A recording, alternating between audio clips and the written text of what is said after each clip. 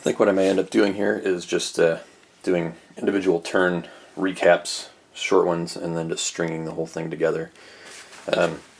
So we've just completed the March to mid-April turn in 1098. And all those sieges that were going on with the string of northern Syrian cities up here. As you can see, Antioch has fallen, Harank has been destroyed. That'll give a victory point for the Crusaders, unless the Muslims try and rebuild it at some point. And Aleppo have all fallen. The leaders in these cities have all been taken hostage or captured by the Crusaders, who can choose to ransom them at a later time. If the Syrians want to get them back, they can pay some resources to the Crusaders. As it stands now, and I'm not sure what this guy is doing out here. Must have either squeezed out of somebody's stack, or I think that's actually the points that I'm leaving behind in Antioch with the intrinsic garrison, because it's not just going to be 1 point of strength I'm leaving there. Because Antioch now, with their SDR of 7, is going to be kind of the Crusaders' base of operations for the game going forward on their drive on Jerusalem.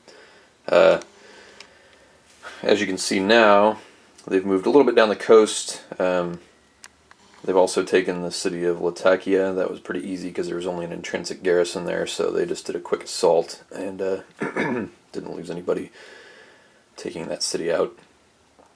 They've also captured Hama. I think most of these, the Syrians had kind of put all their eggs in their line of defense up here in Aleppo, Harank, and Antioch, leaving these cities, which were smaller and not worth as much, kind of bare. Although, well, Hama's not small potatoes. That's an SDR 3, so that's going to provide the Crusaders with some resources also. The Shizar there is just a town, so that's not going to provide any resources. And also Jabala there, also a town. And then Tortosa, as you can see, currently under siege. Well, not under siege yet. Raymond arrived there, and to put a city under siege in the same turn that you've moved there, you have to roll for continuation, and he failed his continuation roll. So, but as you can see, the southern Syrians have fortified in Tripoli.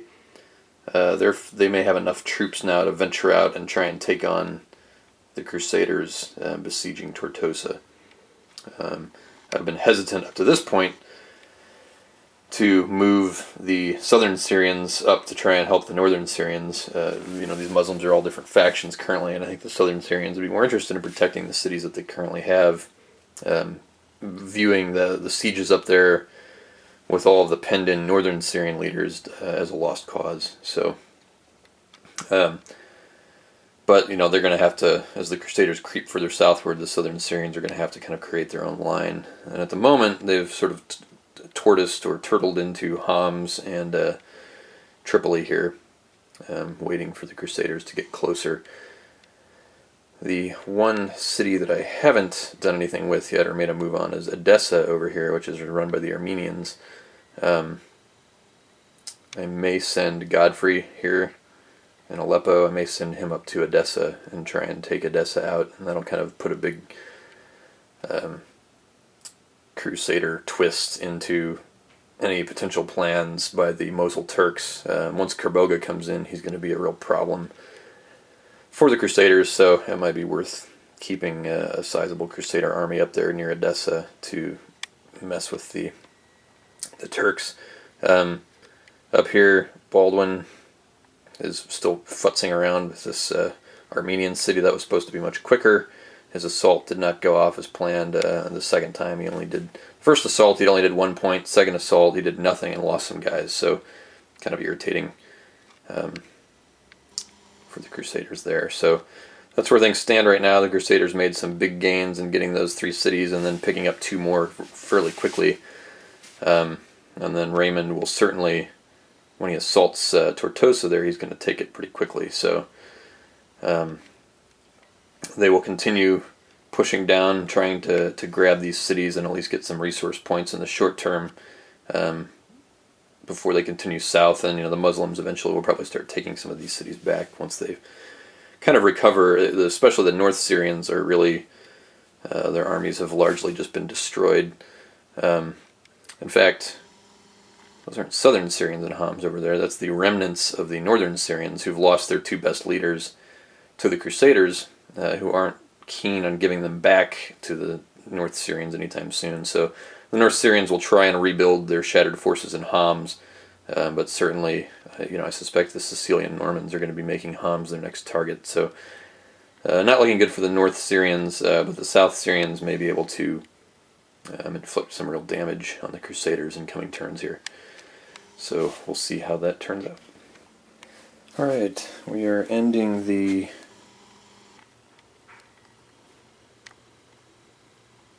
mid-April to May turn here in 1098. Kerboga still did not come on this turn. I think he comes on automatically the next turn. But this was a pretty disastrous turn for the South Syrians. The North Syrians have already been through all their disaster. They are slowly replenishing their forces there in Homs.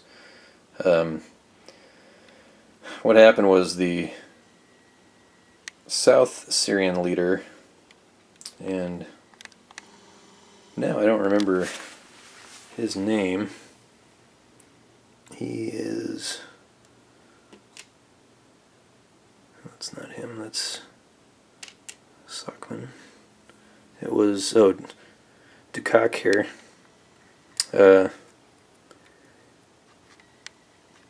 He ended up getting killed, which was a disaster because he's their highest ranked leader. He's 3 stars. He was going to be leading the resistance of the South Syrians to the Crusaders. And initially he left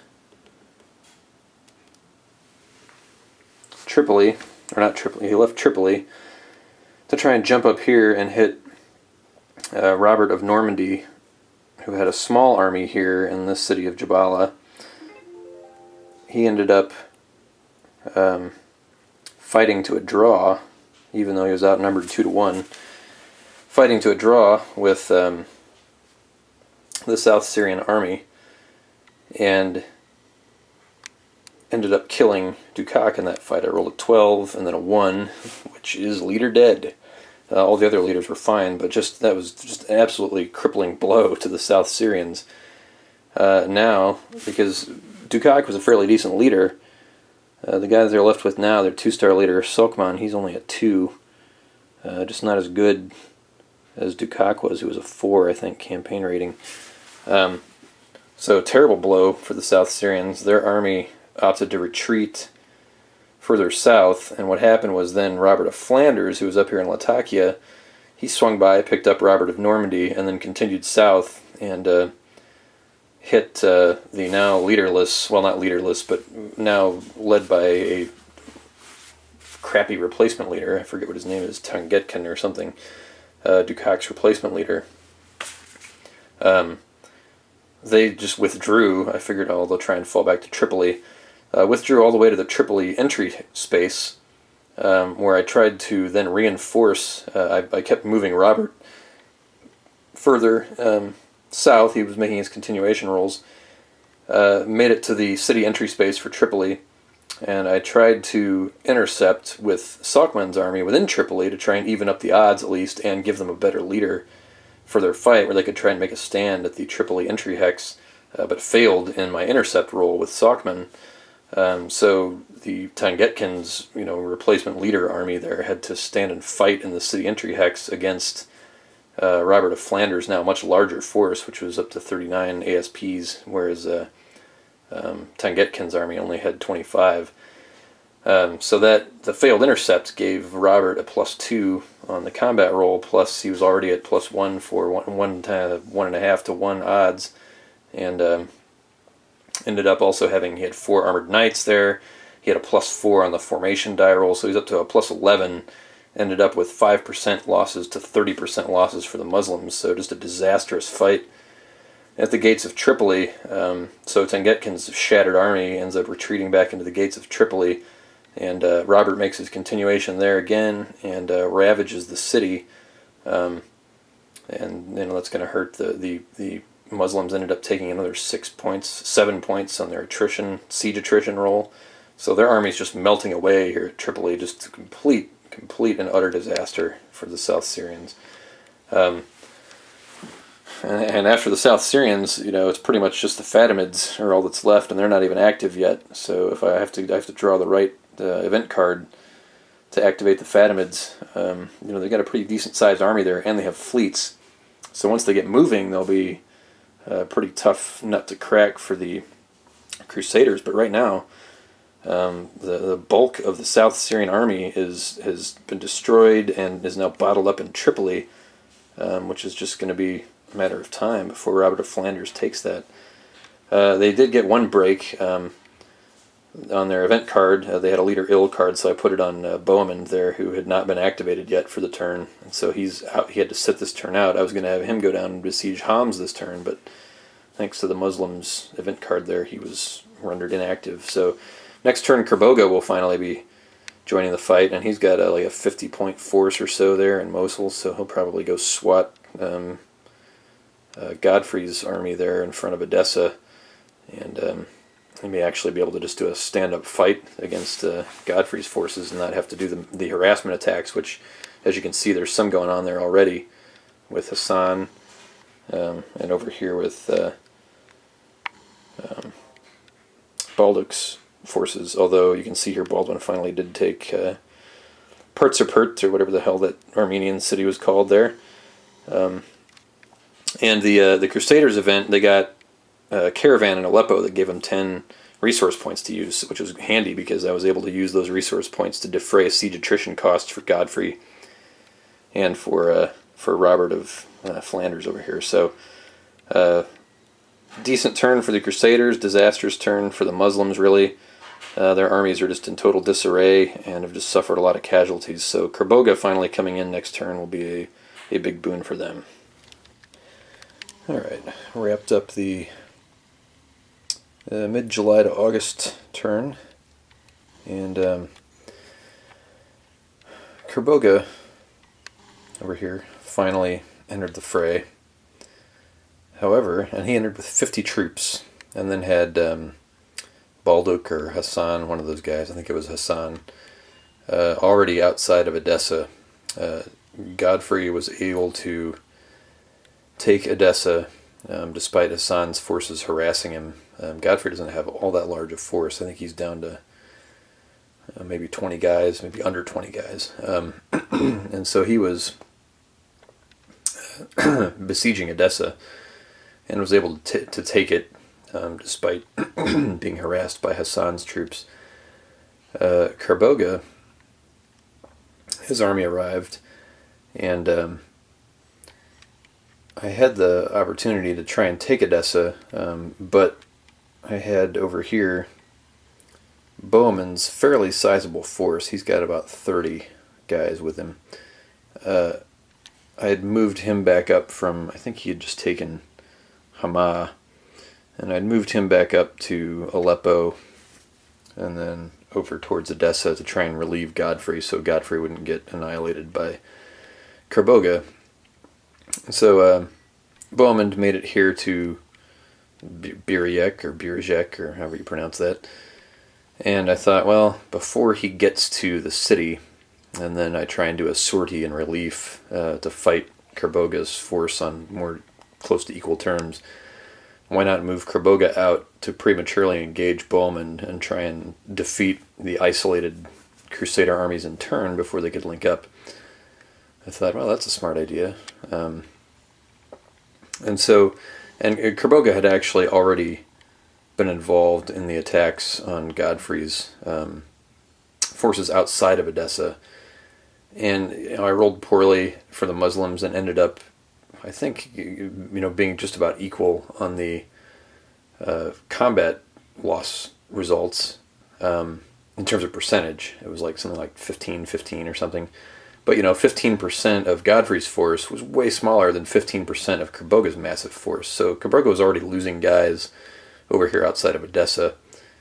And so I thought, well, before his army gets any smaller, I'd better try and take out Bohemond while Bohemond's isolated. Well, Bohemond opted to stand and fight in the town, even though he was outnumbered, because he'd get the town defense from that. And again, I just rolled like the Crusaders ended up getting a frontal charge formation, and the Kerboga, who's no slouch in terms of his campaigning ability, he's a 4. I mean, so is Bohemond. They were pretty equal in that regard. But Kerboga rolled whatever it was, cautious or something. The result was that he had a -4 modifier, which was already at -2 because he's assaulting the city.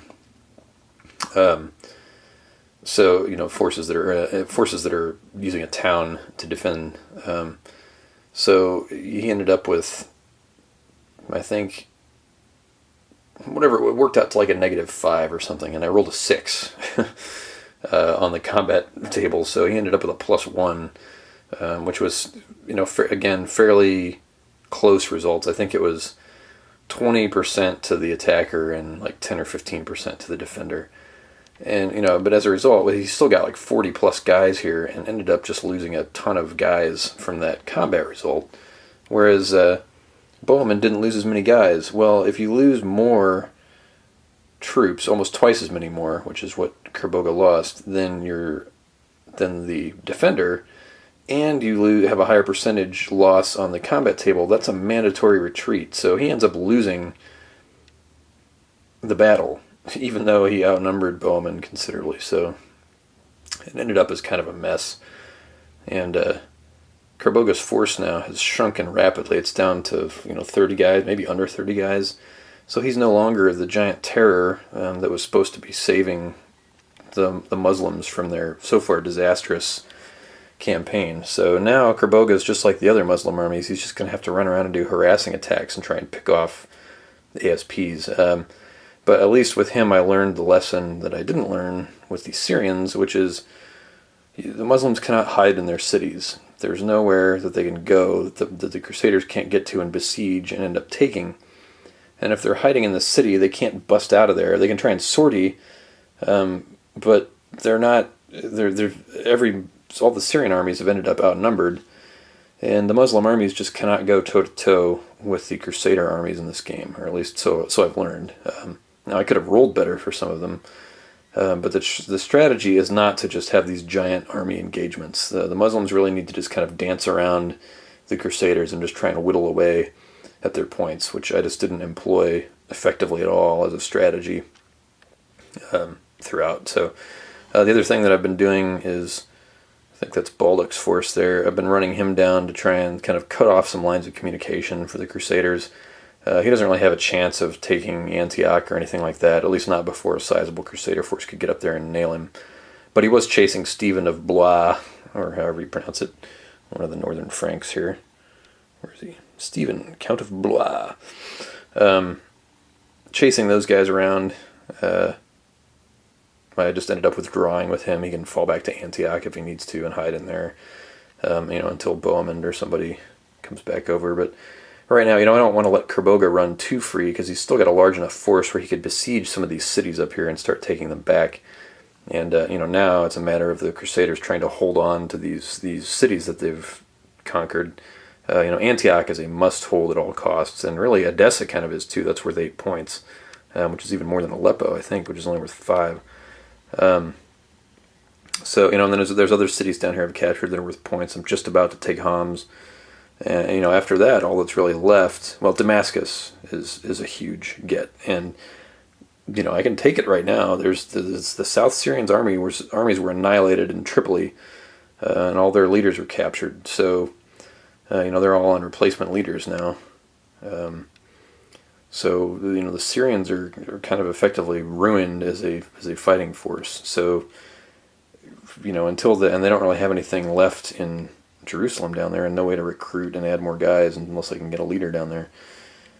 Right now, all the hopes are on the Fatimids, and the Fatimids are not going to come in unless I get the right event card with the Muslims. So they could end up coming in, but hell, it could be on the last turn of the game, too late to do anything. So, it's possible that in taking some of these other cities or dealing with Kerboga, the Crusaders could end up with too few guys to really be able to take Jerusalem in the end. But they might not need to. If they get all these other victory point cities and hold them, that could be the game right there. The Muslims just won't be able to get any points back by taking their cities back. So we'll see. Right now, it's just looking grim for the Muslims. Just poor rolls and poor strategy on my part. And it's not like my strategy with the Crusaders has been all that great either. That I've been doing, I think, way too many assaults on cities, which kind of needlessly costs the Crusaders points. I'm too much of the Kingdom of Heaven mindset, where you have just such a short time in that first Crusade scenario in that game to get everything done that the Crusaders need to do.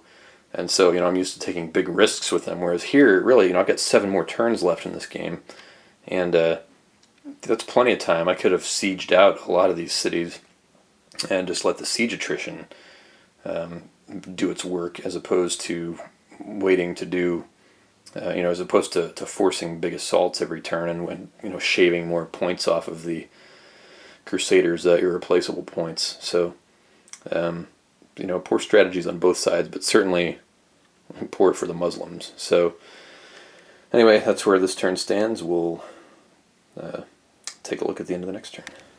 And the leaves are all starting to come down. A lot of wind yesterday. Kind of makes me sad, all the colors going away. Anyway, and we're, ironically enough, in the fall turns now as well in Onward Christian Soldiers. Just completed the September to mid-October turn. More developments with Kerboga's army. I had him move down and take a couple of towns here, Alexandretta and St. Simeon along the coast, where he also joined up with Balduc's troops. So I think he's got just over 40 ASPs now in his army, and I had Bowman kind of shadowing him because I was afraid that his army was going to end up trying to either take Antioch or possibly Aleppo back from the Christians, and I don't have very big garrisons there, so he could pretty easily either, well, maybe not in the case of Antioch, an assault might be prohibitive, but he could certainly, with only 6 ASPs in Antioch, he could try and siege them out. So I had Bowman there, kind of shadowing him to offer any challenge if he needed to, but Bowman only has about 20 or so ASPs, a little more than 20 ASPs.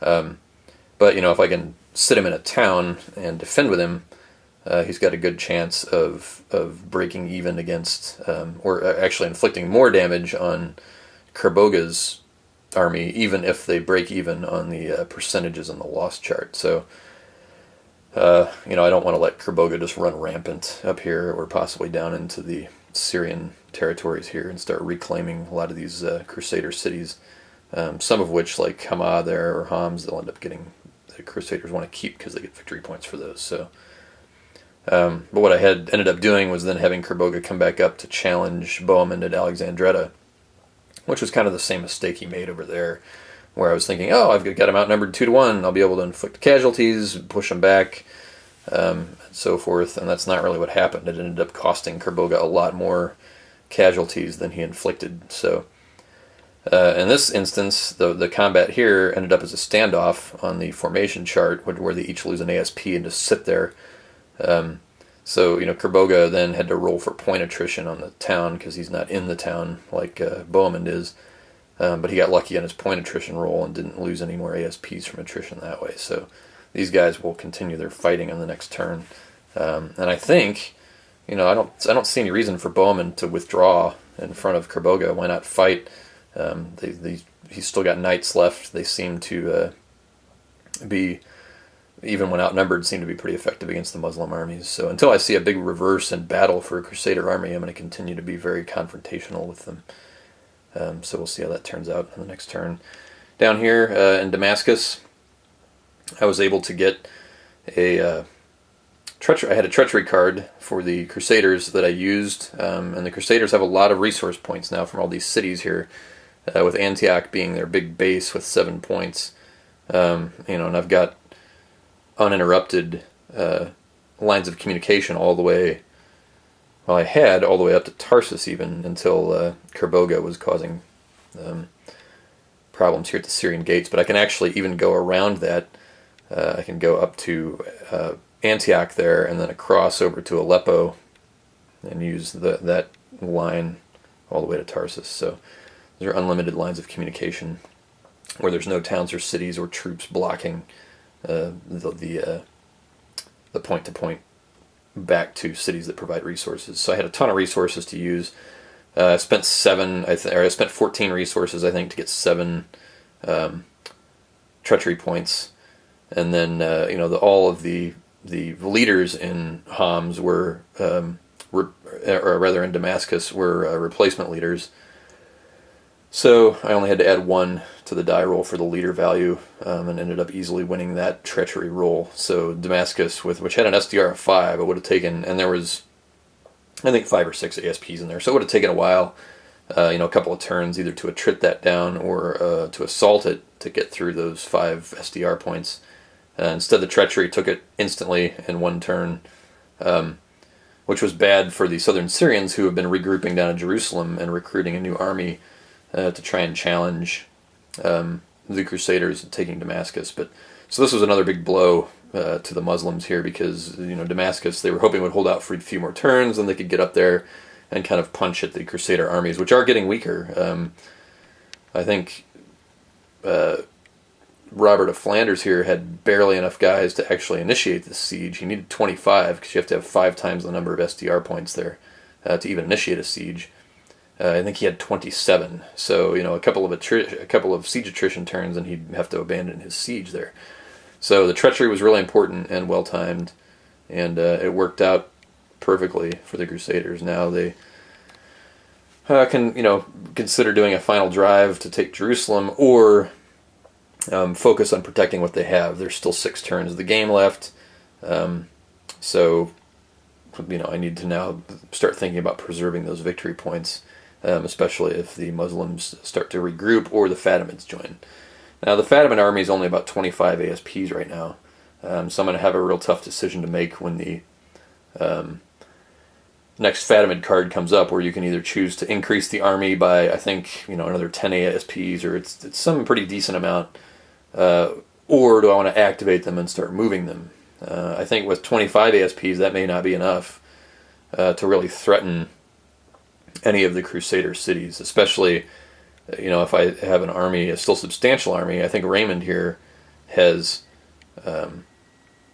maybe 30 guys or so in his stack there, so he's still a sizable force to be contended with. I think the Germans are down into the 20s, Bowman's right around 20, maybe 30 and another 20, so if I've got one big Crusader army kind of acting as a sweeper out there, that will make the Muslims think twice about trying to focus on any one area too closely, because they could end up getting smacked by those Crusader armies, all of which still have armored knights with them, so which can make a big difference in combat. So that's where things stand now. We'll take a look at the next turn. Alright, just finished the winter of 1098 turn, and now it's entering 1099. Not too much substantially changed here, although the size of the Crusader armies is now starting to tell on their ability to get things done. Bowman's force has been whittled down after a couple of confrontations with Kerboga here. Kerboga had enough of an army there to lay siege to Aleppo, which will probably fall to the Turks in this next turn, unless I can get potentially Godfrey's army over there. The problem is the Germans don't have a lot of activation points to buy cards. So I had been splitting, since I had Godfrey and Baldwin split between 2 different forces, and Baldwin is over here laying siege to Samosata, I had to split their points up between the two of them, so they each only got one activation. I may put more points into Godfrey activation, hopefully then he can get there and shoo Kerboga away from Aleppo before that happens. But he's got a comparable size army now to Kerboga's, which is down into the high 20s. Finally got him under 30 with some siege attrition and whittling attacks by Bowman. The problem is that Bowman's force now is down to about 15 guys, so he's not very effective against a larger army, even if he can inflict some more casualties. So we'll see. That may be a little victory for the Muslims there, and trying to get them back on track. Although they'll be giving up Samosata, Aleppo is worth victory points, so they'll want to try and hold on to that. The next step would be to try to get to Edessa. Problem is,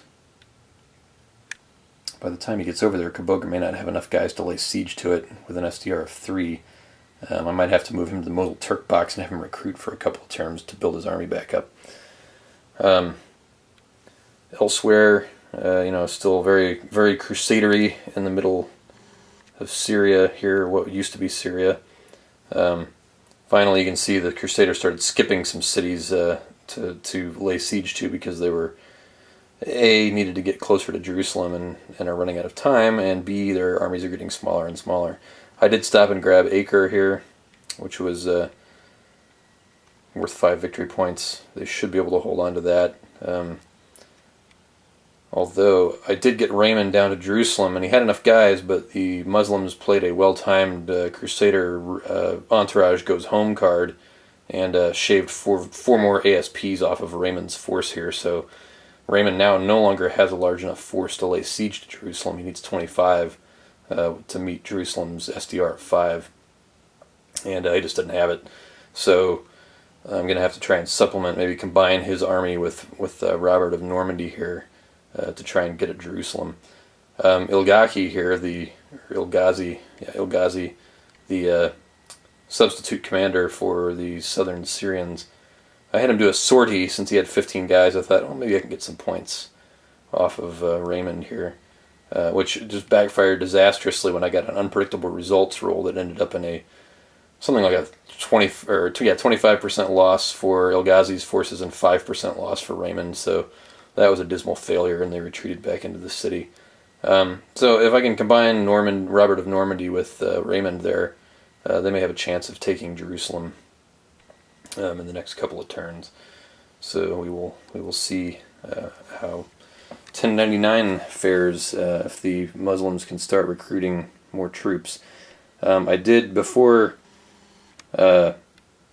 Raymond got down to Jerusalem, I did run the Emir of Tripoli out to try and retake some of these towns and mess with lines of communication for the Crusaders. So I had to send Stephen of Blois after him, who's sort of been shadowing him. They